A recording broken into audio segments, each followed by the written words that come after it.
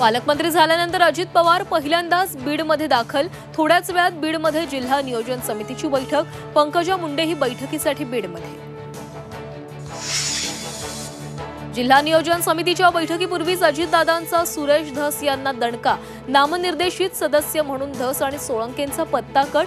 विजयसिंह पंडित आणि नमिता मुंदडांची नेमणूक।